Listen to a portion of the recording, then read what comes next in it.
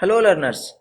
सी language की arithmetic instruction वाले section में हमें पता चला यहाँ बहुत सारे ऑपरेटर्स होते हैं और इन सभी ऑपरेटर्स को उनके प्रेसिडेंस वाइज याद रखने के लिए हम सभी ऑपरेटर्स को टोटल 7 ग्रुप्स में डिवाइड भी किए थे। इन 7 ग्रुप्स ऑफ ऑपरेटर्स में से हम यूनरी ऑपरेटर्स, अरिथमेटिक ऑपरेटर्स और बीट वाइज ऑपरेटर्स को एग्जाम्पल के साथ डिटेल में समझ चुके हैं। आज हमें समझना है फोर्थ ग्रुप ऑफ ऑपरेटर्स जो कि है relational operators. So let's begin.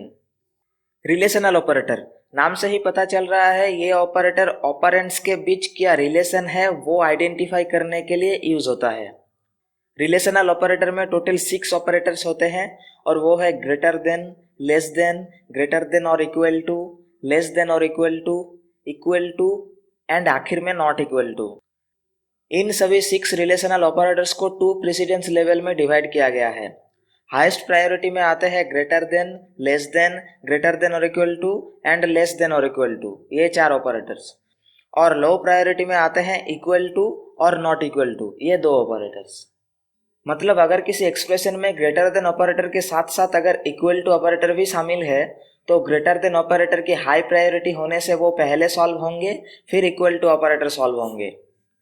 Similarly अगर किसी एक्सप्रेशन में ग्रेटर देन ऑपरेटर के साथ साथ लेस देन ऑपरेटर भी शामिल है तो इन 2 ऑपरेटर्स की सेम प्रायोरिटी होने से लेफ्ट साइड में जो ऑपरेटर पहले आएंगे वो पहले सॉल्व होंगे।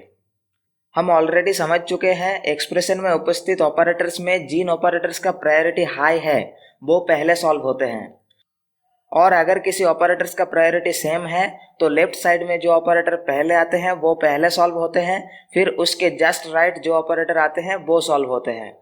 यह है प्रेसिडेंस वाइज ऑपरेटर्स को सॉल्व करने का रूल।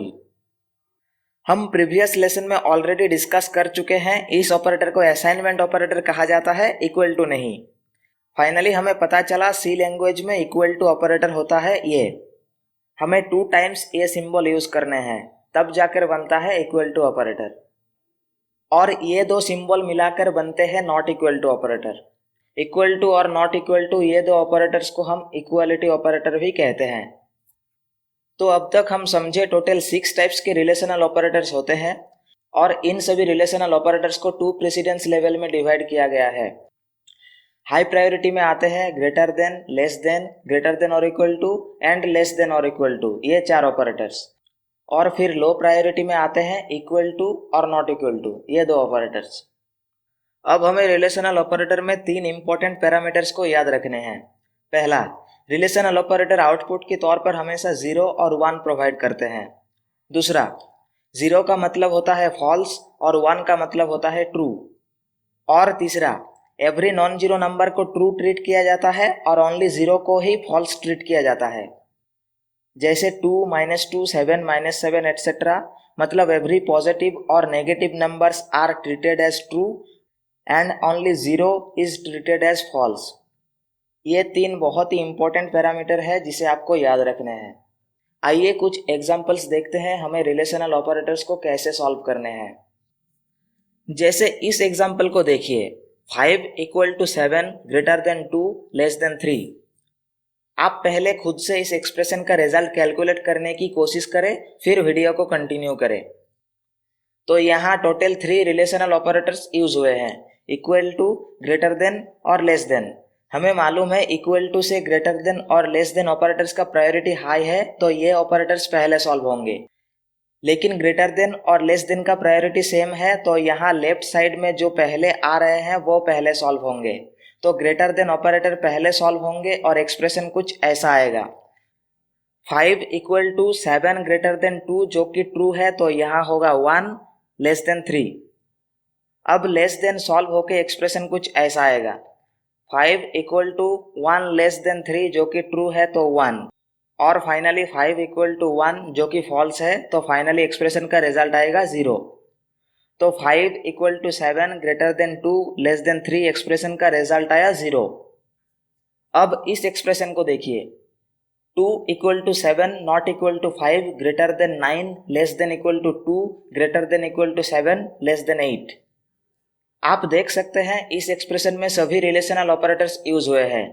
तो इक्वालिटी ऑपरेटर्स से बाकी 4 ऑपरेटर्स की प्रायोरिटी हाई है तो वो 4 ऑपरेटर्स पहले सॉल्व होंगे from left to right.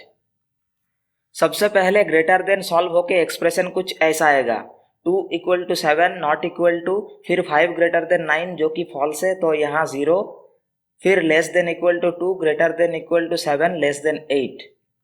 Next step में less than equal to solve होके एक्सप्रेशन कुछ ऐसा आएगा, 2 equal to 7 not equal to, फिर 0 लेस देन इक्वल टू 2 जो कि ट्रू है तो यहाँ 1, फिर greater than equal to 7 less than 8। Next step में greater than equal to solve होके एक्सप्रेशन कुछ ऐसा आएगा, 2 equal to 7 not equal to, फिर 1 ग्रेटर देन इक्वल टू 7 जो कि फॉल्स है तो यहाँ 0 लेस देन 8। फिर नेक्स्ट स्टेप में लेस देन सॉल्व होके एक्सप्रेशन कुछ ऐसा आएगा, 2 equal to 7 not equal to, फिर 0 लेस देन 8 जो कि ट्रू है तो यहाँ 1। अब इक्वल टू सॉल्व होके एक्सप्रेशन कुछ ऐसा आएगा, 2 इक्वल टू 7 जो कि फॉल्स है तो यहाँ 0 not equal to 1। Finally 0 not equal to 1 जो कि ट्रू है, मतलब 0 से 1 बराबर नहीं है तो यहाँ 1। फाइनली इस बड़े एक्सप्रेशन का रिजल्ट आया 1। चलिए एक और एग्जांपल देखते हैं, 4 ग्रेटर देन 3 ग्रेटर देन 2। आप खुद से एक बार सोचिए इस एक्सप्रेशन का रिजल्ट क्या आएगा। आपको देखकर लग रहा होगा 4 तो 3 से बड़ा है, फिर 3 भी 2 से बड़ा है, तो ये एक्सप्रेशन बिल्कुल सही है, तो इस एक्सप्रेशन का रिजल्ट आना चाहिए 1। तो ऐसा नहीं है। हम पिछले 2 एग्जांपल्स में देखे रिलेशनल ऑपरेटर एग्जीक्यूट हो जाने के बाद वो 0 और 1 से रिप्लेस हो जाते हैं ट्रू और फॉल्स के हिसाब से। तो यहाँ देखिए, पहले 4 ग्रेटर देन 3 है जो कि ट्रू है, मतलब ये एग्जीक्यूट हो जाने के बाद 1 आ जाएंगे, फिर 1 का 3 से कंपेयर किया जाएगा तो 1 ग्रेटर देन 2 जो कि फॉल्स है। तो फाइनली इस एक्सप्रेशन का रिजल्ट आएगा 0, 1 नहीं। चलिए एक छोटा सा प्रोग्राम बना के देखते हैं इन एक्सप्रेशंस का क्या रिजल्ट मिलते हैं। तो सबसे पहले हम यहाँ 3 इंट वेरिएबल ले रहे हैं उन तीनों एक्सप्रेशंस का रिजल्ट स्टोर करने के लिए। अब ए वेरिएबल में असाइन कर रहे हैं फर्स्ट एक्सप्रेशन जो कि है 5 equal to 7 greater than 2 less than 3। Similarly b variable में असाइन कर रहे हैं सेकेंड एक्सप्रेशन जो कि है 2 equal to 7 not equal to 5 greater than 9 less than equal to 2 greater than equal to 7 less than 8। और फाइनली सी वेरिएबल में assign कर रहे हैं थर्ड एक्सप्रेशन जो कि है 4 ग्रेटर देन 3 ग्रेटर देन 2। अब इन तीनों एक्सप्रेशंस का रिजल्ट क्या स्टोर हुए हैं उसे देखने के लिए हम प्रिंटफ फंक्शन के अंदर लिख रहे हैं a assign %d, b assign %d, c assign %d और कॉमा लगा के a comma b comma c और एंड में गेट सी एच फंक्शन ताकि आउटपुट स्क्रीन रुकी रहे। चलिए फाइनली रन करके देखते हैं क्या आउटपुट आते हैं। तो ये किया हमने बिल्ड एंड रन।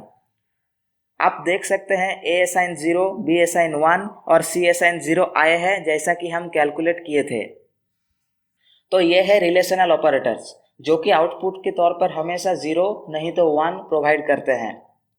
अगर एक्सप्रेशन का रिजल्ट ट्रू है तो आउटपुट आएगा 1। सिमिलरली अगर एक्सप्रेशन का रिजल्ट फॉल्स है तो आउटपुट आएगा 0। चलिए एक क्विक समरी से आज की लेसन को समाप्त करते हैं। सबसे पहले हम देखें रिलेशनल ऑपरेटर्स क्या होते हैं।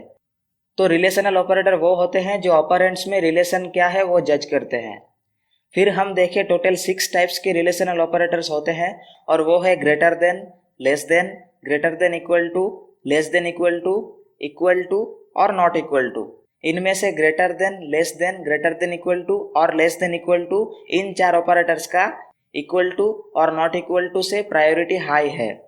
फिर हम समझे रिलेशनल ऑपरेटर्स के 3 इंपॉर्टेंट पैरामीटर्स को और वो है रिलेशनल ऑपरेटर्स का आउटपुट हमेशा 0 और 1 में आएगा। 0 का मतलब है फॉल्स और 1 का मतलब है true. Every non zero number is treated as true and only 0 is treated as false. तो उम्मीद है आपको रिलेशनल ऑपरेटर्स अच्छे से समझ आए होंगे। Practice makes perfect. तो आपको डिस्क्रिप्शन पर एक पीडीएफ का लिंक मिलेगा जहां पर कुछ एक्सप्रेशंस दिए गए हैं। आप उनको सॉल्व करें, फिर प्रोग्राम बनाकर देखें आपके कैलकुलेशन सही है कि नहीं। मिलते हैं नेक्स्ट लेसन में लॉजिकल ऑपरेटर्स के साथ। Thank you for giving us your valuable time.